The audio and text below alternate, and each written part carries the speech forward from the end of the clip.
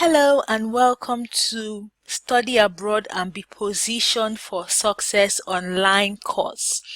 I am so excited to be introducing this course to you, and this introduction video would cover 6 keys to succeed in your studies abroad. I am Obi Bridget Azubike, and I am the one facilitating this online course. I'll tell you a bit about myself before I go on. I had my first degree at the University of Benin in Nigeria, where I studied economics and statistics. After my first degree, I went to the United Kingdom at the University of Sussex, where I went on to study for a master's in economics. While studying at Sussex, I met a lot of people, international students like myself from Nigeria, but I realized that we had a different type of struggle. There were a lot of things that would have been good to know about the educational system in the UK before going there. We had so many gaps. I know people who didn't even complete their programs. They had to leave it and then not get a certificate at the end.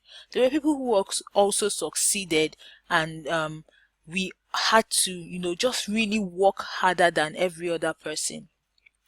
After my master's, I went on to work as a research assistant, a quantitative research assistant at the University of Oxford, where I worked there for 3 years and then moved back to Nigeria to pursue entrepreneurship. Now, the reason I'm doing this online course is to help and mentor as many people as possible who would like to know about the system they are going into, some things that people don't tell you, and you just really have to figure out on your own through trying and doing and struggling. And I just want to be able to make that process of studying abroad as easy as I can possibly make it, giving you as much information about the system as possible. And that is what this online course is about. So join me as I take you through 6 success keys to succeeding in your study abroad. So let's go. Number 1 is know what you want. There is a saying that he who fails to plan plans to fail. In your study abroad, you need to know what you want, so that as you start your studies, you can also start preparing for post your studies. For example, you want to know if you want to get a job. What type of job? Do you want to do a PhD after your master's? In what subject? Do you want to go into entrepreneurship after your master's? These are some of the things you can do. So you need to know what you want. When you know what you want, you can start preparing in advance. It's easy for you to know when there are opportunities to get that thing that you want because you know it. It is clear to you. So in your studies abroad, the number 1 key to success is know what you want. Number 2, conduct a needs assessment. The truth about studying abroad is you are coming from a different education system. You might need a bit more catching up. You might need to do a bit more than the average student who is in that system. So we need to find out, where do I have gaps? What are my needs? Do I need to take an extra course on writing because I have not developed that where I'm coming from?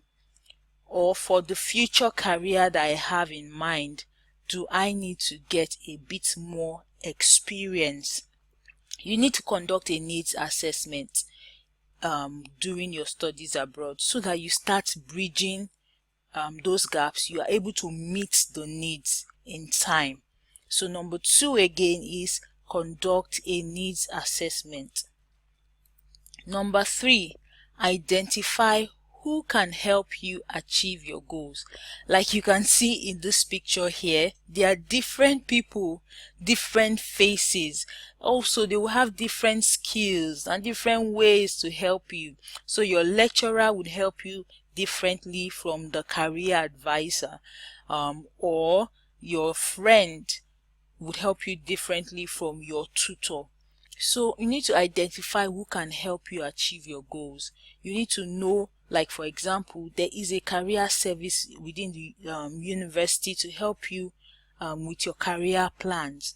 You don't need to talk to your friend who doesn't know anything about writing a CV. You need to identify the right people to help you achieve your goals. So number 4 is develop yourself and upskill. There's the thing about studying abroad again is that you might need to catch up. Like I said before, there's no shame in taking an extra course or going on YouTube to make sure you brush up on that formula, or how to do so and so thing in Excel, or that you how to use a certain software that is useful for your course.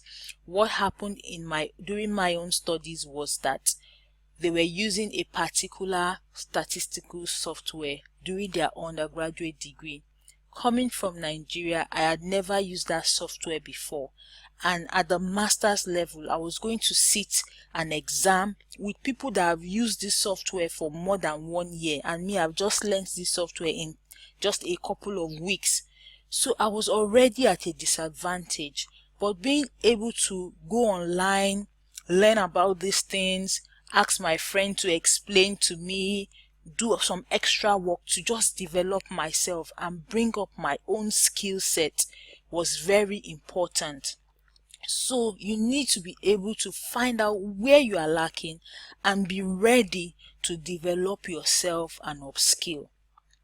Number 5, look out for opportunities. Once you know what you want, for example, if you know that you want to work as a researcher, that was my own case, after your studies, some of the things you can do is look out for where there are opportunities to, work as a research assistant, for example. Look out for opportunities where there are vacancies, where they are asking for research interns, for example. But as long as you know what you want, your eyes and your ears are open. Once you hear somebody saying something about that field or about that thing you want to do, you should be ready to say, yes, I would like to partake in this. If there is an email saying, oh, there's a grant opportunity for students to apply for scholarships for PhD, because you know that you want to do a PhD after your studies, then you look out for those type of opportunities, and when you see them, be quick to take those opportunities up. So number 5 again is look out for opportunities. Number 6, can you guess what number 6 is? I'm sure you can. Stay positive. I always tell people you need to stay positive. It's not just a cliche motivational speech. It actually works. Studying abroad can be difficult. Don't let all the glam pictures about people who are abroad deceive you. It can be difficult. The weather sometimes is so cold that you don't even understand why life can be so hard. You miss your family so much, you don't even understand what you are doing in that country. Sometimes it's that you cannot even find the kind of food that makes you feel happy. There are so many challenges. There are the good side as well as the disadvantages. So a positive attitude, a positive mindset will keep you going. It will keep you focused. It will keep you shining. So stay positive is what I will always say. And in summary, these 6 keys are my success recipe to excel in your study abroad. This is just me trying to summarize some key aspects of what helped me during my studies. But in the remaining videos on this course, I have divided them into 4 modules, and they will cover 1, evaluating your course of study to ensure that it's aligned with your future plans. So number 1, remember we said know what you want. When you now identify what you want and you say, oh, what I want is a PhD, is that course you are studying now that you're enrolling into, will it help you get that PhD? That is a question we'll be asking you under module 1 to ensure that your course is also aligned with that your goal. And once you have that in check, you can start running with the rest of your program. Then number 2, you then define your key goals. So now we go down to the specific goals and the specific things and people that would help you in those goals. So for example, for a PhD, you need a supervisor. If you don't get a PhD supervisor, it's very unlikely that they will offer you the admission. In some cases they do. They tell you not to bother about looking for a supervisor, but in most cases that I know of, if you get a supervisor, it's easier for you to get the admission. So you then need to identify who are the people that will help me achieve your goals. So in module 2, that's what we'll cover. We'll break it down, each of these goals, PhD or job or entrepreneurship. Who are the people that would help you achieve them? What are the requirements for those things? We look at those things in depth in number 2. In module 3, we cover maximizing your lectures and seminars to excelling in your exams and assessments. I tell you this for sure. Exams and assessments abroad are different from the ones in Nigeria. Nigeria lecturers will tell you, give me what I gave you in class. But that is not the case abroad. They expect you to do much more, to tell them what they did not even tell you. You know, they emphasize things like critical thinking, problem solving, you understand the limitations, you know you've added extra sources. So those are some of the things we cover.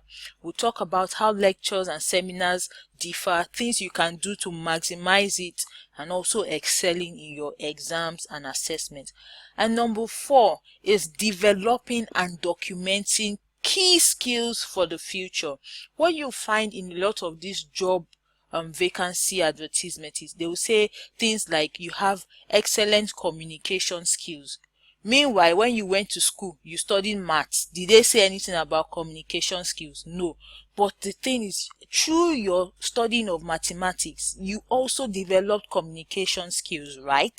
Because you communicated with your lecturer, you wrote an essay or a report or something, you submitted a final thesis or something like that. You also have developed communication skills through that. So some of these key skills will cover how you can develop them and how you can document them and how you can show to people that request for them that you have actually gotten those skills. So those are the 4 modules that the rest of the videos fall under. And we also have workbooks to help you document and take action on what you will learn. So each of these modules, there is a workbook where you write out things, you write out your goals, you write out the people. So it just helps you reflect on what you learn and how to take action. So that's it for me, and I can't wait to see you on the inside of this course. And remember, we're going to have a call, either a one-on-one call or a group call, to discuss some of these issues, where you can also ask me your questions. I'll answer as much as I can. And I also have a network of people. Some of them might be studying, might have studied the course you're studying. I'm also at liberty to put you in touch with them so that they can further give you specific advice or guidance on your study abroad.